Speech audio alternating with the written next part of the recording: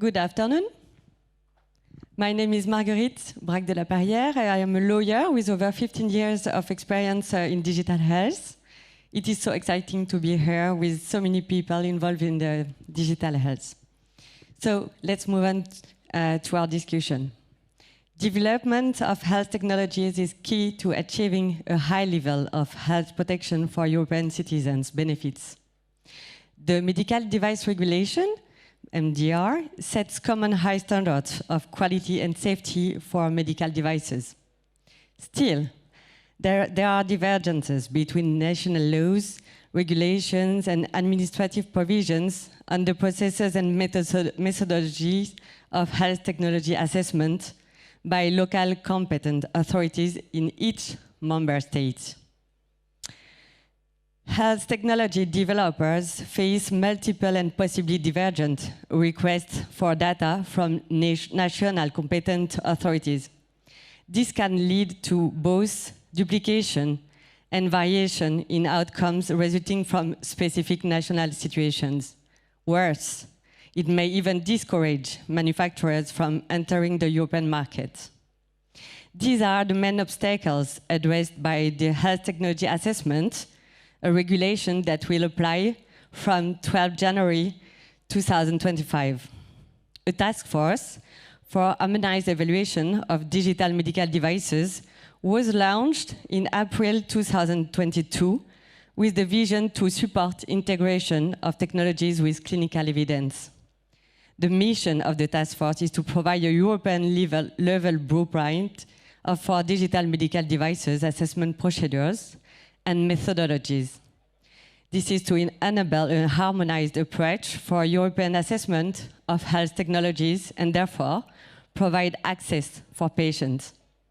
The overall goal is that this harmonized approach for European assessment will lead to national appraisal and reimbursement by public health insurance organizations for several categories of digital medical devices. This task force is chaired by the Ministerial Digital Health Delegation of the French Ministry of Health and Prevention, co-chaired by the European Network of Health Technology Assessment, and co-coordinated by EIT Health. So, Louisa, could you please introduce yourself briefly? And could you briefly describe the current conditions in France for assessing digital medical devices for reimbursement purposes, especially the fast-track process for reimbursement of digital medical devices named PECAN, and how is it articulated with other European ones, and how does the French Ministry of Health contribute towards the harmonization of the evaluation? Thank you so much. 3 big questions, so I'll try to be short on each of them. First of all, thank you for inviting me.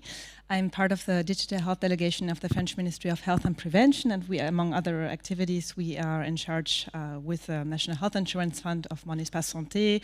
We also deploy the Digital Health Acceleration Strategy, among others, and we also have, with other actors, now launched PECAN, which is the new fast track for digital medical devices. So what is this about? So this has been now operational since April 2023. You can come to the French market if you have an innovative digital medical device solution, and you can get derogatory reimbursement for 1 year. And if you want to proceed to further permanent reimbursement, you need to have your file ready even 6 months after you get access. So what is in the scope of PECAN? So PECAN concludes 2 types of devices. On the one hand, what we call DTX, so digital therapeutics, and on the other hand, remote patient monitoring solutions. So you come basically in 2 procedures. So within 3 months, you should get a response, first of all, but there's a parallel track, which makes it quite agile and fast to get reimbursement. So on the one hand, we have the HAS, which is our national Health Technology Assessment Agency, which evaluates on its platform the scientific evidence of your file. And then in parallel, we have the INS, the Digital Health Agency, evaluating aspects related to the GDPR, interoperability, security, and so on. And so basically, that's in a nutshell what PECAN is about. It's for all classes of digital medical devices, which makes it different from the German model. So already going to your second question, whether we are different or similar to European DMD reimbursement schemes. Well, the German model has less classes. Now it's been enlarged to have classes 2B also included, and before there was classes 2A and 1 for digital medical devices in the DiGA scheme. So yes, obviously Germany set a trend with that back in 2020. Actually, we're quite courageous, I would say, having launched that in the European Union. And so obviously France has also looked at that, but it's not the only inspiration for having launched PECAN. There have been before that already other schemes which have existed on the reimbursement of digital medical devices, be it experimentations or derogatory, this word is very hard to pronounce, schemes. So yeah, so it's not just the German inspiration. Now, what are other countries doing, and do we align with them? Well, you have to understand health still is a national competency at the EU level, so each system chooses a specific reimbursement track, and it's a national competency, so obviously they don't mix that much. However, where we can work together, and this is your third question, on the European harmonization of evaluation criteria. And this is when we decided in the spring of 2022 to launch, together with EIT Health, a task force to set an interest to harmonize the evaluation criteria of digital medical devices. So we position ourselves not in the reimbursement part per se, but in the evaluation part. So basically, what do the HTA agencies use in terms of evidence? What are their requirements, their scopes of reimbursement? And so this task force, as you already outlined how it's functioning and so on, has already produced some work. So there's 3 work packages, the first one being on taxonomy. It's quite essential to know what are we actually speaking about when we speak about digital medical devices. Do we speak just about DTX? Do we speak about, as in PECAN, the remote monitoring solution? So this is part of this grid that we developed in the first work package. The second work package is about the minimal evidence requirements that HTA bodies need to put out there for each of those categories as fixed in the first work package in the taxonomy part. And then how can this function, all of this? Well, there need to be adoption criteria to make it actually a reality. And this includes, for example, behavior of prescribers, the patient uptake as well, and also the healthcare system dynamics. We speak about adoption a lot, so how can we make sure this is not just a one-shot solution? PECAN, as I just said beforehand, is a 1-year reimbursement. You need to make sure to get data as soon as you get reimbursed for that, to make sure that you can prove that your solution has an added value to the healthcare system and or clinical added value. Both obviously is even better, with the right data sets and so on, so that it becomes something really long-term. And those are the conditions we look at in the third work package. So overall, maybe just to sum it all up, we see that national schemes, national healthcare systems have put in place different derogatory reimbursement schemes for digital medical devices, but we have seized this moment now with the European Task Force to make sure that those who come and will launch new fast tracks and even permanent reimbursement schemes use the same evaluation criteria, and those existing already align. Belgium now, for example, has renovated its mHealth period. DiGA is constantly changing, Germany as well. We all know about the HTA regulation. It's going to be effective in 2025. There are a few provisions that we could potentially situate ourselves in. So speaking about not only high-risk medical devices as included in the HTA regulation, but maybe there can be other venues to work together and to make actually this European single market a reality for digital medical devices. Thank you so much. So Mark, could you please tell us about the EIT Health's role in the task force, and also could you tell us about how EIT Health assists digital medical device manufacturers in marketing their device in the European Union? Well, thank you very much, and thank you, Louisa, for that detailed description of what we're doing together. So I'm Marc Julien. I'm Managing Director of EIT Health France, but also Senior Director for the accelerator that we have within EIT Health globally across Europe.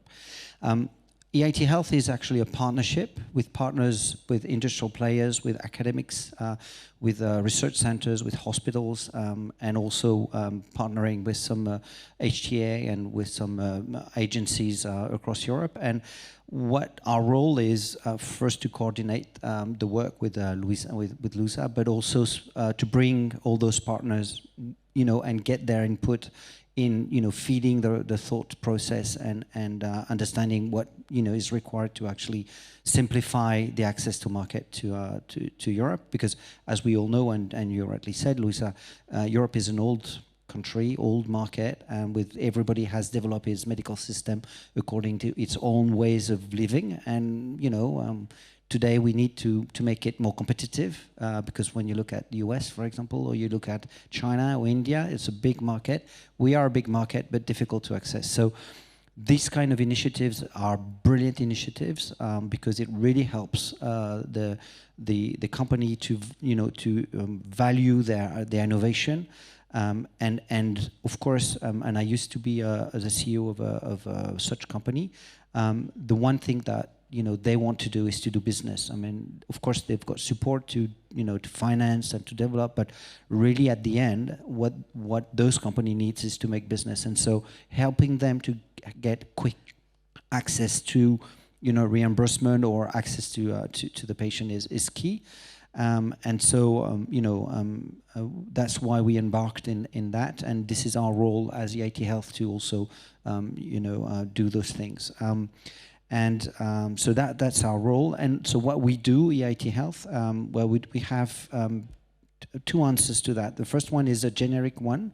Our role is really to foster, to accelerate, to facilitate the access to innovation for European patients and for European society. So our role, and we were funded and financed by the European Commission to do that, and so to build that network, to make that network work, and of course to do partnerships, partnerships among between academics, between industrial players, but also with startups, because usually that's where the innovation comes from. And so our role is really to bring those bridges between different countries and help startups and corporations and academics accelerate the development of those innovation and make them to access the market. So that's the generic one. For startups more specifically, as I'm heading the accelerator, we have programs to help them better understand how they need to be organized and prepared for the market access. What we have found, is that a startup that is from the very beginning, first thinking of the market and how people are going to pay for their product, their innovation. If they have that in mind from the very beginning, that's actually a plus and a higher guarantee of success. The second one is if they think internationally, it's usually a higher potential to be a winner than somebody that is really focusing on its own market. And third, of course, it's a partnership with an industrial player. If very early on those startups can have a partnership with an industrial player to have them testing their innovation, against something real, some potential partner to get to the market, that'll usually also make it more successful. So what we do is because of our network and because of our program, we foster that network and we foster those relationships. Of course, we also have some programs, and one's more specific to your question is building on the work that is done. We've launched a support program for startups that want to use DIGA or PECON and selecting them. And for that, we worked with the French Ministry. We worked with EIS, in France, to select the right companies so that they might have a higher success. It's a competition, so a few of them will have our support, but we will do that. The other thing that we do is what we're doing with Sweden, and I will, Eric, explain what we're doing. But we have some specific partnership with some agencies across Europe, and this example is one where we are asked to bring in France 5 startups, so from Sweden, with a partnership with Vinnova. Which is an innovation agency, and one of their arm is focusing on health. They are sponsoring the program, and we bring 5 companies. Again, it's a competition. 5 promising companies, and that we will be, coaching for a year to understand what's the French market, how you can develop in France, talking to investors, talking to HR people, so really a broad coaching moment for them across the year, and opening doors for them to hospitals, to buyers, to clinicians, to whatever they really need. It's tailor-made to their need, and investors also potentially, and then so that after a year they can start really addressing our market, and I suggest that we pass on to Eric. Thank you. Eric, could you please introduce yourself and tell us about your company and medical device? And could you give us some feedback on the obstacles you faced in the European market as a digital medical device manufacturer, and how EITLs helped you to overcome them in a few countries? Sure, thank you very much. So hi everyone, my name is Eric and I'm the founder of Medbeat. We're a Swedish company, as mentioned, and what we do is we do a medical device for arrhythmia monitoring. So before I founded this company, I was working as a medical doctor in pediatric cardiology. And one of the major challenges we had there is arrhythmias, so strange heart rhythms that come and go. The problem with diagnosing this is that the patient is usually fine when they're at the hospital. So they have problems while they're at home, but every time we try to measure in the hospital, it looks good. So what we did is we developed this type of device. It's a hardware and software device. So the patients, they can wear it at home in their everyday life. And then afterwards, we analyze the data and using both humans and AI. And then we send a report back to the clinician to diagnose the patient. So that was shortly about us. And the obstacles we have, or any startup has several obstacles to overcome, but specifically in the digital medical device field, there are some obstacles. Before you can start even manufacturing a device like this, you need to have a quality system which you work after, which needs to be approved. You also need to CE mark a device like this. After that, you need market access, as Mark mentioned. You need access to hospital, clinicians, and you also need reimbursement. So I think these are the 4 main pillars for any startup in this industry: to first get their quality system, their CE marking, which is valid for the whole of Europe, and then get the contacts to the hospitals, and then get the reimbursement. And I think it's also at this 4th step that you mentioned, it's really important that you have this reimbursement in mind already when you start building your device or developing your service, because this is going to be a little bit complicated and a little bit different in all European countries. So France is of course different from Germany or from Sweden, where I'm from, but yeah, the humans are all the same. So the trick is just to find the right scheme for your company. So can you just explain a little bit how EIT Health helped you? Yeah, sorry, I forgot the end. So EIT is helping us with all of these 4 pillars. So they have both in-house competences, but also consultants that go in and specifically look at each company. As Mark mentioned, there was a competition to get selected as a company. And then when you're selected, they do a deep dive and they look at all these aspects of the company and they try to see what are the strengths, but also more importantly, what are the flaws of each of these companies, and then they help you with specific targeted approaches to each of these problems that your company might face.